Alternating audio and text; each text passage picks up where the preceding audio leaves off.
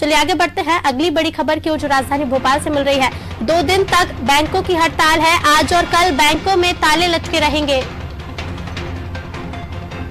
लोगों को परेशानियों का सामना करना पड़ेगा। बैंकों के निजीकरण के विरोध में हड़ताल है। यूनाइटेड फोरम ऑफ इंडिया के आह्वान पर हड़ताल की गई है। यूनियन ने कहा कि 2 दिन तक बैंकों में कामकाज नहीं होगा। 2 दिनों तक बैंकों की हड़ताल है। आज और कल बैंक बंद रहेंगे। लोगों को कई परेशानियों का सामना भी करना पड़ेगा।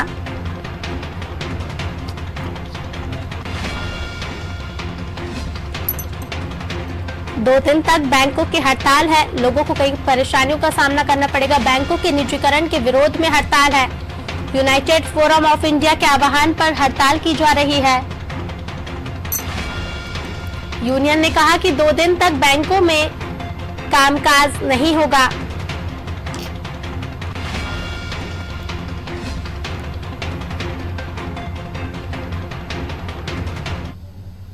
चलिए इसी खबर पर और अधिक जानकारी ले लेते हैं। हमारे साथ हमारे विशेष संवाददाता लगातार बने हुए हैं। वैभव जी, 2 दिन तक बैंक बंद रहेंगे। लोगों को कई परेशानियों का सामना करना पड़ेगा। किस कारण से बैंकों में हड़ताल की जा रही है?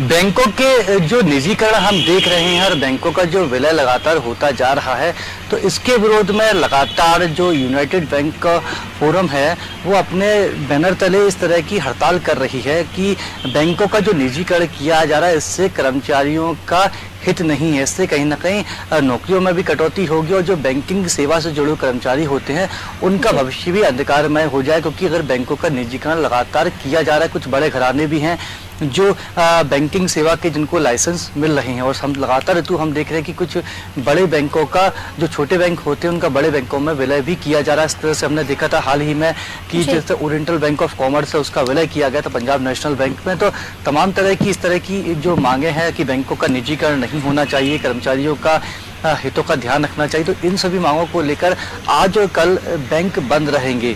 स्पष्ट तौर पर हालांकि काम नहीं किया जाएगा, बैंकों में अधिकारी कर्मचारी पहुंचेंगे लेकिन बैंकिंग सेवा से जुड़े किसी काम को वो नहीं करेंगे। प्रदर्शन भी किया जाएगा, नारेबाजी भी की जाएगी। इसके साथ ही कई जगह हमें रैलियां भी देखने को मिल सकती है। तो आप कह सकते हैं कि बैंक से जुड़े हुए काम है, जो लोग इंटरनेट के माध्यम से बैंक के अपने काम करते तो उनको तो ज़्यादा दिक्कत नहीं जाएगी, लेकिन जिस तरह से नए खाते खुलवाने होते हैं कि अपने परिजन को पैसे पहुँचाने होते तो उनके अगर कोई ऐसा व्यक्ति जिसको पैसे पहुंचाने तो उनको बहुत परेशान होना पड़ेगा।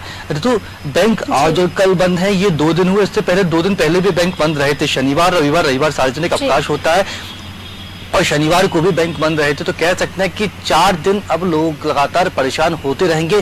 2 दिन का वक्त इसमें बीत चुका है। 2 दिन मतलब आज और कल भी बैंक बंद रहेंगे, जिससे लोगों की परेशानियां बढ़ना लाजमी है।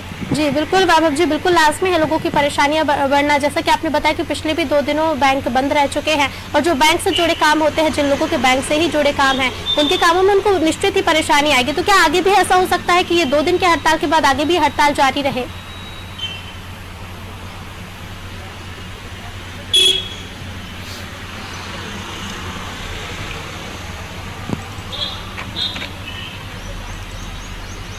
नहीं, ये हड़ताल का वक्त पहले ही तय कर दिया था ऋतु कि 2 दिन ही ये हड़ताल की जाएगी, शनिवार रविवार। क्योंकि ये देश भर में ये हड़ताल है, केवल मध्य प्रदेश की हड़ताल नहीं है। यूनाइटेड बैंक ऑफ का जो फोरम है वो बहुत पहले इस बात का इतला दे देता है, ग्राहकों को भी दे देता है, बैंक प्रबंधन को भी दे देता है कि हमारे बैनर तले बैंकों की हड़ताल की जाएगी। तो एकदम से हड़ताल का वक्त नहीं बढ़ाया जाता है कभी भी। तो इसलिए पहले ही सूचना दे दी गई थी कि सोमवार और मंगलवार बैंक बंद रहेंगे। बुधवार से बैंक में पहले की तरह सुचारू रूप से काम होने की शुरुआत हो जाएगी।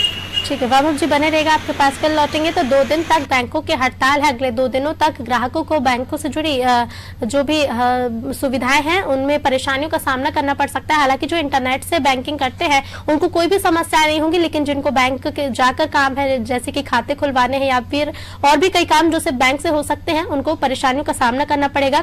आज और कल ये हड़ताल रहेगी। लोगों को खासी परेशानी होगी। साथ ही बैंकों के निजीकरण के विरोध में यह हड़ताल है। यूनाइटेड फोरम ऑफ इंडिया के आह्वान पर हड़ताल की गई है।